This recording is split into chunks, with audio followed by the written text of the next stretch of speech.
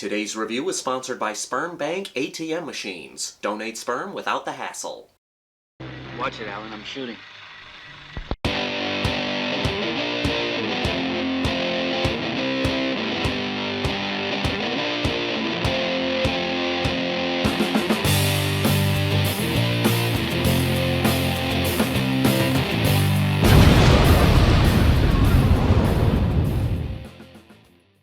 Castle Freak Remake. This is gonna be a rough one.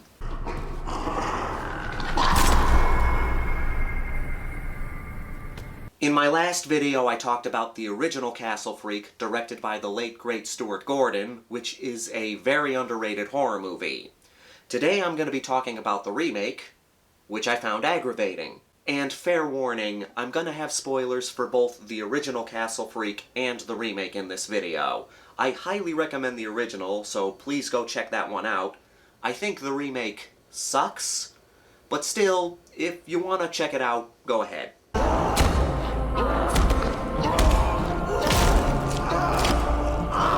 A lot of people say you should judge a movie by its own merits. I do agree with that, very much so. But that's hard to do when it comes to sequels and remakes. The entire reason they exist is because of the success of the original, which makes the Castle Freak remake such an anomaly. True, the original Castle Freak has a cult following, but not one so big that there would be interest in a remake. I was curious when I came across this, and I was let down. In this version, we follow a young woman named Rebecca and her boyfriend John. Right away this weirded me out because in the original, the character John is Rebecca's father. Jerry Springer vibes in this one. Hello, I'm John Riley, this is my wife Susan. Hi. And our daughter Rebecca.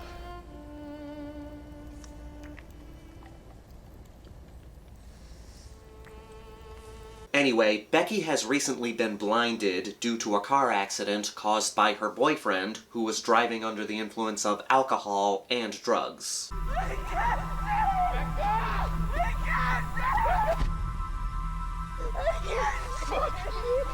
In addition to that, Rebecca has just discovered that she inherited an Albanian castle from her long-lost mother.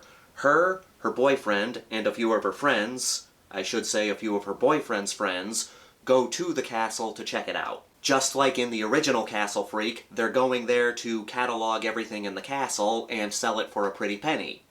And just like in the original Castle Freak, there's some deformed person hiding in the walls who starts picking off Becky's friends one by one.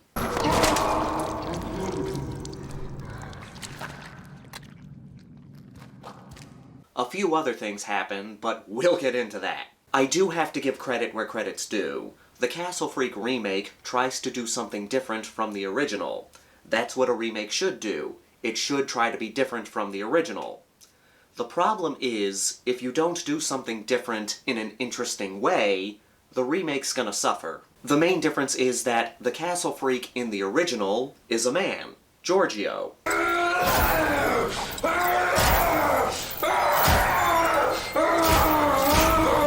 In the remake, it's a woman, Lavinia.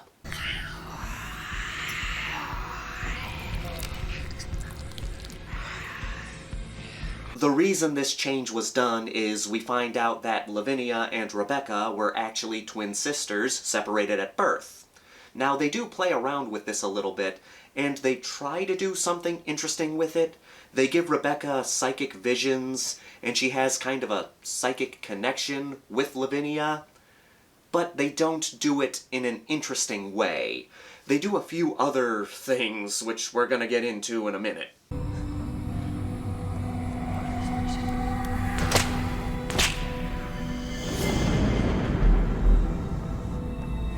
The other big difference is that, in the original, we followed a family.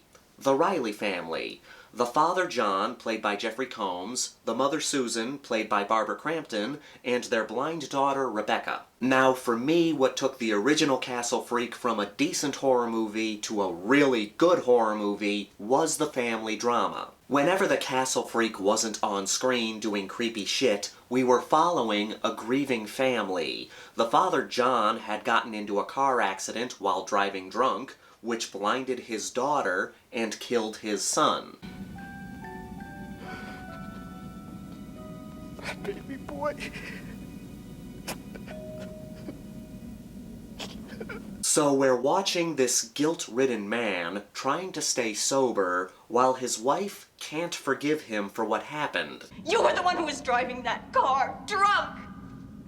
You blinded Becky! You killed our son! In the remake, there is no family. The boyfriend John, while drunk and on drugs, caused the accident that blinded Rebecca. That was an interesting angle to take. Instead of following a guilt-ridden father who's trying to stay away from alcohol, we're following a woman who's now blind, and her boyfriend is the one who blinded her.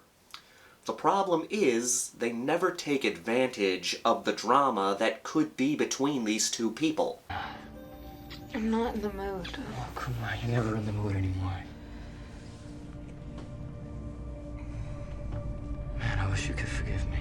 In movies like this, where you have a creepy person or thing going around killing people, the villain isn't on screen very often, so you have to fill the space between the scares with interesting characters and situations. In the original, we had Jeffrey Combs and Barbara Crampton, who always put charisma, entertainment, and passion in the characters that they play, regardless how silly the movie is or how ridiculous the situation they're in is. Stop it! It's been 9 months. I know. I haven't touched a I drop. know, you've been very good, and I know that I should try to forgive you, that I should want to forgive you, but I can't. In the remake, we have our main couple and their friends who come to visit them a little later in the movie. And they're dull. I've seen this in quite a few modern horror movies. The filmmakers want the characters to seem more realistic, so they give them a personality-ectomy. In my vision, my grandfather ripped a crucifix from my mother's neck. Maybe he belonged to one of these cults. That would explain the Necronomicon being here. The characters in Castle Freak are so dull. Do you know what this means? My grandfather raped my mother, then told her it wasn't him, that he was possessed by some monster so he could get away with it. Except when they're having sex. That's another thing I'll give this movie. They weren't afraid to have nudity and violence. There's a reason 80s horror movies are so popular. Quirky characters between the kills. We care so little about the characters that whenever the Castle Freak shows up, it's not, oh no, it's the Castle Freak. It's, oh yeah, there's a Castle Freak in this movie. Becca, what's going on? Hey, what happened? What'd you do? Plus, they don't play up the drama between Rebecca and her boyfriend John. Or they do, they just do a very bad job at it. John is a recovering addict. He's the reason that Becky is blind. But they do such a piss-poor job at playing up that drama. The sooner we get rid of everything, the sooner we can get out of here and get on with our lives. Yeah? That sounds like a plan. Okay, good. In the original, John is racked with guilt. His wife cannot forgive him for killing their son. You can see why he's tempted to go back to alcohol. Then he and his wife get into a fight about the accident. This is the moment that leads him back to drinking. What do you want me to do? I wish I could go back. I wish it had been me. Oh, so do I. It's a punch in the gut. You want him to resist his temptations, seeing the guilt that he feels, and this grief tearing his family apart. It makes it all the more tragic when he starts drinking again. In the remake, the drama is gone. Here, John is just an asshole. You don't feel that grief and guilt between John and Rebecca. The two have hot, passionate sex, for God's sake. Safe to say there's no rage between them. If there is, they're doing a very good job at hiding it.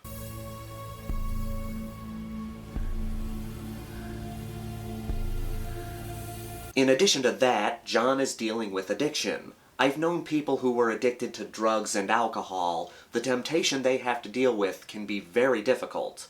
But in a movie, you have to portray that to the audience. for the sake of the story. The remake does a shit job at portraying that struggle. You remember the words that broke John in the original? I wish it had been me. Oh, so do I. Here's that in the remake. Marco can help us. No, Marco's a weirdo. I barely trust him to sell this place. All right, well, we need help. No, we don't need help. Rebecca gets slightly upset with him. Hey honey, you forgot to put the toilet seat down. That's it, I'm doing cocaine. Now, I haven't talked about the other characters, but that's because they're so goddamn forgettable. I can't believe you fuckers brought coke, man. You're lucky you're not in jail, man. Relax. Smuggling coke is easy. The castle freak Lavinia has potential to be a good, creepy villain. But again, they did a better job in the original. In the original, the castle freak is this deformed, animalistic, bloodthirsty guy who's also kinda horny. That's pretty much it. In the remake, they try to connect the new Castle Freak to the Cthulhu mythos. Both versions of Castle Freak were based on The Outsider, a short story by H.P. Lovecraft. Lovecraft was the father of cosmic horror. He wrote about elder gods, the great old ones, cosmic entities, and tentacled monstrosities. The story The Outsider is not connected to that. It's a very simple story. Stuart Gordon was able to take that simple story and expand upon it, but it was still a smaller story.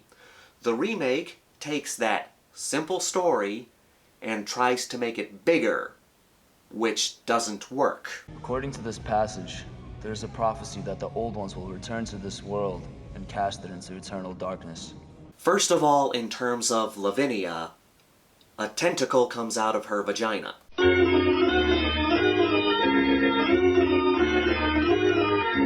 I'm all for weird shit in movies, but that felt stupid. But that's not the only thing, and here's where the spoilers are coming in. It's revealed that Rebecca and Lavinia are the daughters of Yog-Sothoth, one of the elder gods of the Cthulhu mythos. And apparently there's a cult in this town that worships Yog-Sothoth, and they want to bring back the elder gods, and in order to do that, they need to get these two sisters together. They tried to make this story much bigger than it should have been. The prophecy has been fulfilled! The daughters of Yog-Sothoth have been reunited! The two make one! It's time for the old Grey Ones to return! Some movies work better as smaller stories, especially in the horror genre. There are exceptions, of course, but most of the time with horror movies, smaller stories work better. The original Castle Freak was a small story, and it was very good. The story it was based off of is a small story. The remake tried to take this small story and turn it into a much bigger story, and it didn't work. I can see it!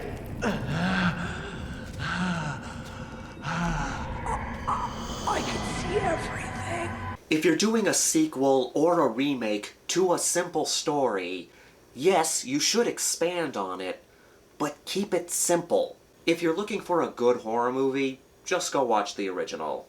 If you are curious about the remake, go ahead and check it out, but just understand what you're getting into.